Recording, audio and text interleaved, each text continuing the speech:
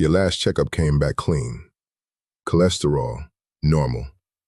Blood pressure, fine. Doctor glanced at the numbers, nodded, said, "Looking good. See you next year." And you walked out feeling like you'd done your part. But I need you to hear something that your doctor likely never said in that room. My name is Dr. Kevin Adewale. I am a cardiothoracic surgeon with over 20 years of experience. I have operated on thousands of hearts, and I can tell you, from inside an operating room, not from a textbook, that some of the most catastrophic arterial damage I have ever witnessed was sitting inside patients with completely normal cholesterol numbers. Completely normal. And here is the other side of that coin that almost nobody talks about. Some patients with what most cardiologists would call dangerously elevated LDL, their arteries were clean, healthy walls, minimal plaque. That should make you very uncomfortable. Because if the number we've been chasing for 50 years isn't the real villain, then what is actually destroying your heart? That answer follows a chain of dominoes that most physicians never fully trace. And by the end of this video, you will understand your cardiovascular risk in a way that changes every conversation you have with the doctor from this point forward. There is one test, one number that is more predictive of your heart attack risk than your LDL will ever be. Most of you have never had it checked. We'll get there. But first, let me tell you what I actually see. For the last 50 years, cardiovascular medicine built itself around one central premise. High LDL cholesterol deposits in artery walls causes blockages, causes heart attacks. The fix, lower the cholesterol. The tool, statins. End of protocol. This model is not completely wrong, but it is profoundly incomplete. And that incompleteness is costing lives. I was trained in this model exactly like every other physician in my generation. Every attending I learned under pointed to the LDL number with the confidence of a judge reading a verdict. Then I started operating, and the picture inside patients' chests did not match the tidy story I had been taught. I have opened the chest of a man, 61 years old, whose LDL had been controlled on statins for 12 years, held beautifully around 70 milligrams per deciliter, textbook perfect, and found coronary arteries so severely narrowed with calcified plaque that the surgical challenge was significant. Decades of damage, visible right in front of me, from a patient who, by his cholesterol numbers, should have been at low risk. And I have operated on patients with LDL above 200, patients whose cardiologist was alarmed and had prescribed statins they hadn't yet started, and found arterial walls that were notably healthier than I would expect for their age. I am not telling you to ignore your cholesterol. That would be irresponsible, and I won't do it. What I am telling you is that a number on a lab result is not a diagnosis. It is a fragment of a sentence. And if you stop reading after the first fragment, you will misunderstand the entire story. So what is the full story? The answer begins with two biological processes that most standard 15-minute primary care appointments barely touch: chronic inflammation and insulin resistance. These are not buzzwords. These are the mechanisms I observe actively destroying arterial tissue every single week on my operating table. Here is what actually happens at the level of the artery wall. The endothelium, the inner lining of your blood vessels, is extraordinarily thin, one cell thick in places, a living dynamic barrier that is fragile in a very specific way. When it is repeatedly exposed to blood sugar spikes, to elevated insulin, to oxidized fats, it becomes inflamed. It develops microscopic cracks. Damage accumulates invisibly over years. And here is the insight that I believe completely reframes the cholesterol conversation. LDL cholesterol does not initiate arterial damage. LDL responds to it. When the endothelium is damaged, LDL particles, which are primarily transport vehicles for fat-soluble nutrients, migrate into the vessel wall to assist in the repair process. They are part of the body's healing response. The plaque that builds up over decades is not cholesterol randomly depositing. It is a chronic repair process that never fully resolves because the damage never stops. The repair crew isn't the problem. The fire that keeps burning is the problem. And what keeps that fire burning? That is the first domino, and it leads somewhere that is going to challenge most of what you've been told. But before we get there, I need to share a case that changed the way I practice medicine. Because sometimes, a patient teaches you more in 30 seconds than a journal article does in 30 pages. His name was Marcus, 53 years old, active, ran 3 to 4 miles 4 times a week, conscientious about his diet in the way that anyone who follows mainstream health advice is conscientious. Low saturated fat, whole grains, the vegetable oils that have been marketed as heart healthy for decades. He did exactly what he was told. His LDL was 114. Completely unremarkable. He came to me for a triple bypass. When I opened him up, his coronary arteries told an entirely different story. Significant calcification, severe narrowing in multiple vessels, the kind of damage that takes years of sustained metabolic injury to produce. After surgery, I ordered a metabolic panel that goes beyond the standard lipid profile. His fasting insulin, a test that had never been ordered in 15 years of routine checkups, not once, was 41. Normal fasting insulin is under 10. His was more than 4 times that. His triglycerides were 267. His HDL, the so-called good cholesterol, was 33. Critically low. Marcus was not a high cholesterol patient. Marcus was a patient with severe, progressive metabolic dysfunction that had been completely invisible inside a normal LDL number for 15 years. So let me ask you something directly. And I want you to actually pause and think about this, not just let it pass. When did you last check your fasting insulin? Not your blood glucose, fasting insulin. The hormone that manages glucose, regulates fat storage, and drives chronic inflammation when it stays elevated for years. If you have never seen that number on a lab report, you are not alone. The vast majority of people watching this right now have never seen it. Because a standard lipid panel does not include it, because it is not part of the routine cardiovascular screening protocol that has dominated medicine for half a century, which means the single most predictive metabolic marker for heart disease risk is being systematically excluded from the standard checklist. Here is the domino chain I need you to understand. The modern Western diet, high in refined carbohydrates, ultra-processed foods, industrial seed oils, produces chronic, repeated blood sugar spikes. Every spike demands an insulin response. Years of repeated, excessive insulin demand leads to cells becoming insulin resistant. The pancreas compensates by producing more insulin. Chronically elevated insulin is pro-inflammatory. That inflammation attacks the endothelium. Damaged endothelium triggers the repair response involving LDL. Repeated repair, year after year, decade after decade, builds plaque. That is the chain. And for most people eating a standard Western diet, the first domino falls multiple times per day. So you thought the problem was the red meat. You thought the problem was the saturated fat. And for 50 years, that is what we told you. But the arteries I see in my operating room don't know what a ribeye looks like. They do know what 40 years of blood sugar dysregulation looks like. Now, and this matters, even if you've absorbed everything I just said and you're thinking, okay, I'll cut out the processed food, eat cleaner. That may not be enough on its own. Because by the time metabolic dysfunction is established, something has shifted that makes simple dietary willpower far harder than it should be. Insulin resistance, once established, is a self-reinforcing cycle. When your cells stop responding to insulin properly, glucose remains elevated in the bloodstream. The pancreas produces more insulin to compensate. More insulin means more fat storage, more inflammation, and paradoxically, more hunger and carbohydrate craving. Because insulin resistance in the brain also disrupts satiety signaling. The system that should tell you to stop eating is broken. This is not a discipline problem. This is a biological feedback loop that the standard medical response, eat less, exercise more, here's a statin, fundamentally fails to address. And here is the conventional medicine approach that I find hardest to defend from what I have personally observed. The primary treatment for elevated cardiovascular risk in the current standard of care is statin therapy to lower LDL. Statins are effective at lowering LDL.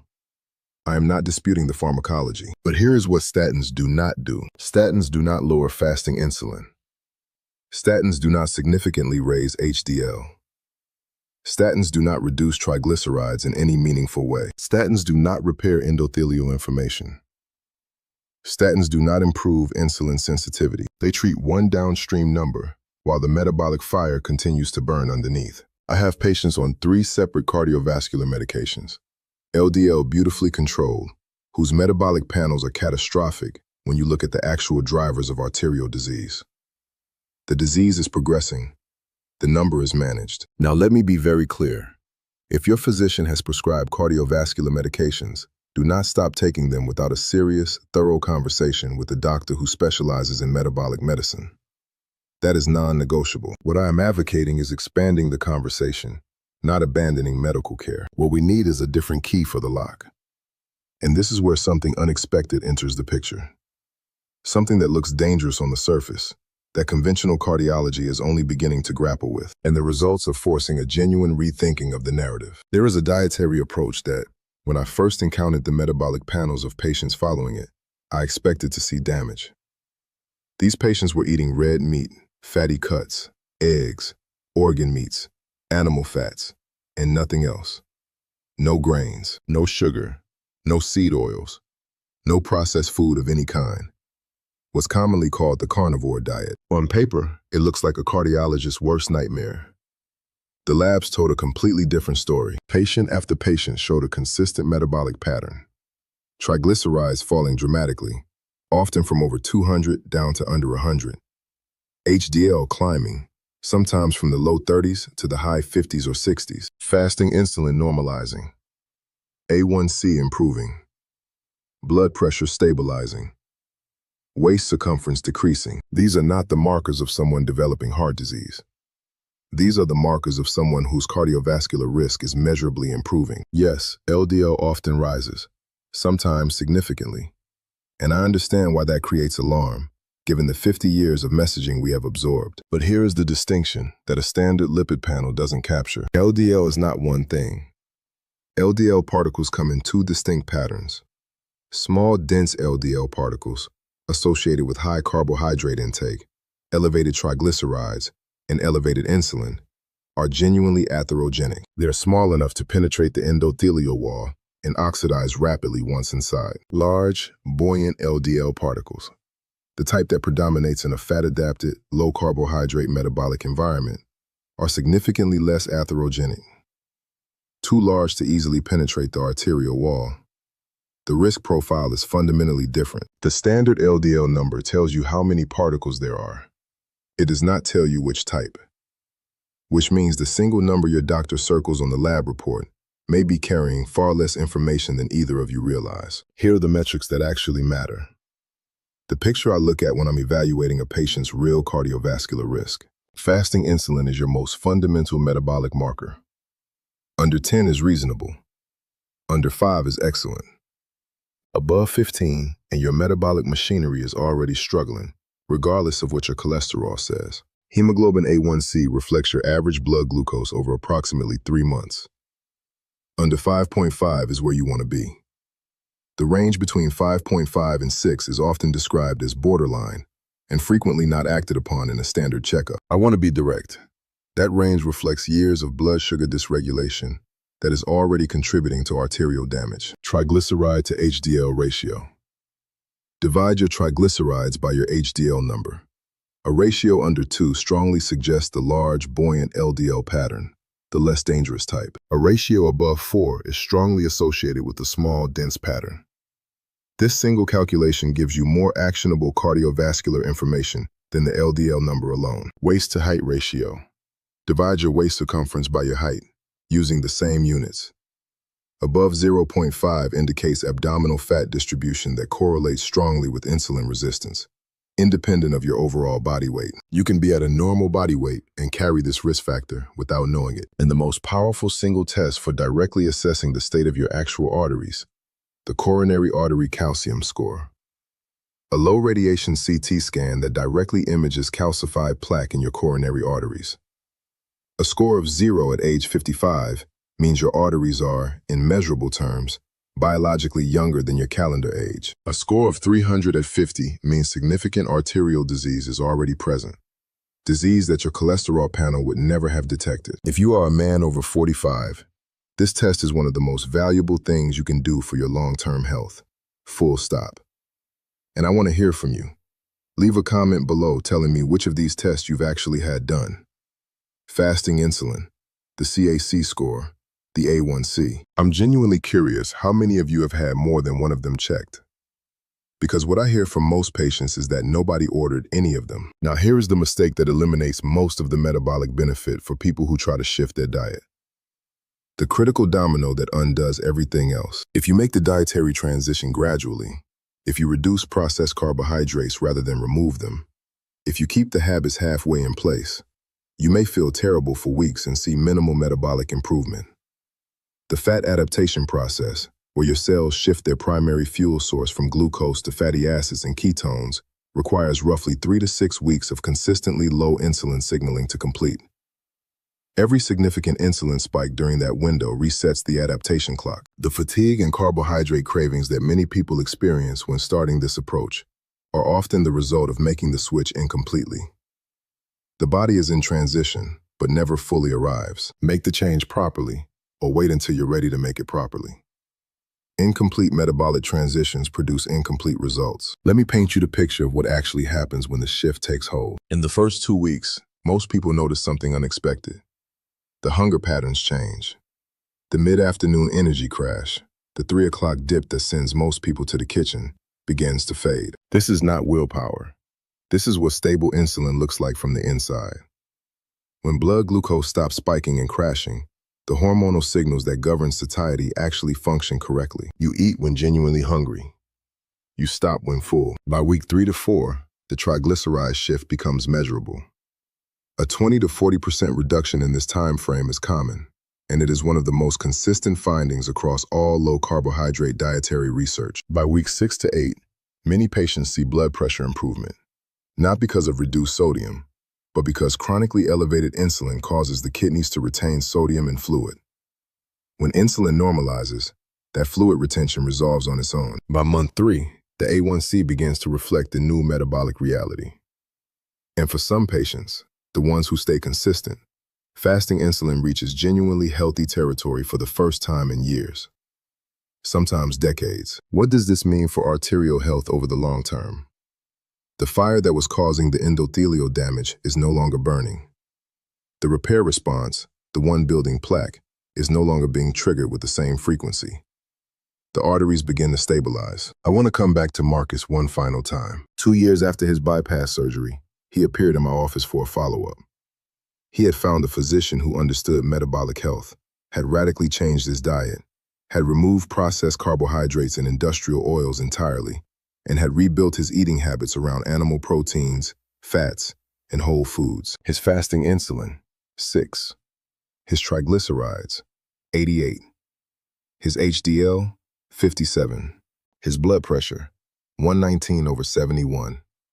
No cardiac medications. He sat across from me and said, "Why didn't anyone check these things 15 years ago?" I didn't have a good answer.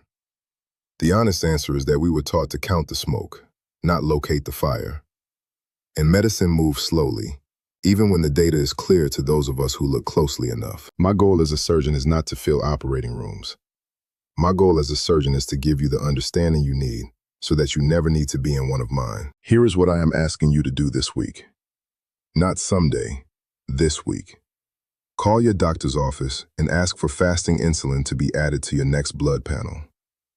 If they say it's not indicated, ask them to explain why. If they cannot give you a metabolically informed answer, find a physician who can. You are entitled to a doctor who looks at the whole picture, not just one number on a standard checklist. If what you've heard today has shifted how you think about your cardiovascular risk, about what cholesterol actually means, about what really drives arterial disease, about the gap between what's routine and what's predictive, share this video with someone you care about. That gap costs lives, and closing it starts with conversations like this one. I am putting together a follow-up video on exactly how to read a complete metabolic panel, what every marker means, what ranges to target, and how to have a productive conversation with your doctor about metabolic health. Subscribe so you don't miss it. The science on cholesterol and cardiovascular disease is being rewritten.